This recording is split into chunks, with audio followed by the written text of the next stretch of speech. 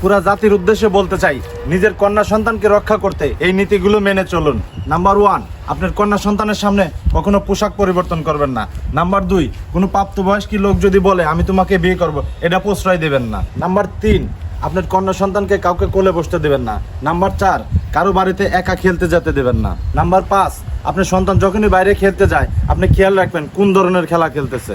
Number 6, আপনার বাচ্চার ফোনের ব্রাউজিংটা মাঝে মাঝে চেক করুন, সে গুগলে কি সার্চ করছে। নাম্বার 7, নিজের সন্তানকে সর্বনিম্ন 2টা নাম্বার মুখস্থ রাখতে বলবেন। নাম্বার 8, পরিবারের সবার সাথে খাওয়ার অভ্যাস করুন, অথবা সেই সময় মোবাইল ও টেলিভিশন বন্ধ রাখার চেষ্টা করুন। নাম্বার 9, কোনো সময় খারাপ ধরনের ভিডিও দেখতে দেবেন না, অনুপ্রেরণামূলক ভিডিওগুলো দেখতে উৎসাহিত করুন। নাম্বার 10, কোনো প্রকার জাঙ্ক ফুড অথবা ফাস্ট ফুড খাওয়ার অভ্যাস করবেন না। স্কুলে পাঠালে বাড়িতে বানানো খাবার দিবেন টিফিনের জন্য। নাম্বার 11, কোনো প্রকার নেশাতে যেন আসক্ত নয় সেদিকে খেয়াল রাখুন। নাম্বার 12, আপনি নিজেও বাচ্চাদের সামনে থেকে সম্পূর্ণ নেশা থেকে বিরত থাকুন। নাম্বার 13, আপনার বাচ্চাকে যদি কোনো বাড়িতে নিয়ে যান, সবাই যদি বেশি আদর করে সেইখানে রেখে আসবেন না, কারণ কার মনে কি আছে সেটা কিন্তু আপনি জানেন না। নাম্বার 14, স্বাচ্ছন্দ্য বোধ করতেছে না কারোর সাথে যেতে, আপনার কন্যা সন্তানকে জোর করবেন না যাওয়ার জন্য। নাম্বার 15, আপনার কন্যা সন্তান কোনো প্রাপ্তবয়স্ক মানুষের আসক্ত হচ্ছে নাকি সেই দিকে লক্ষ্য রাখুন। নাম্বার 16, আপনার কন্যা সন্তানকে যে বাড়িতে পুরুষ আছে ওই বাড়িতে খেলতে যাইতে দেবেন না কখনো।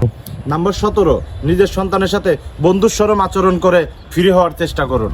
নাম্বার 17, আপনার বাড়িতে লাঠি জাতীয় কিছু রাখুন এবং ফাঁকা জায়গা আপনার মেয়েকে সেই লাঠি চালানো শিখিয়ে দিবেন, যাতে করে সে বিপদে মোকাবেলা করতে পারে।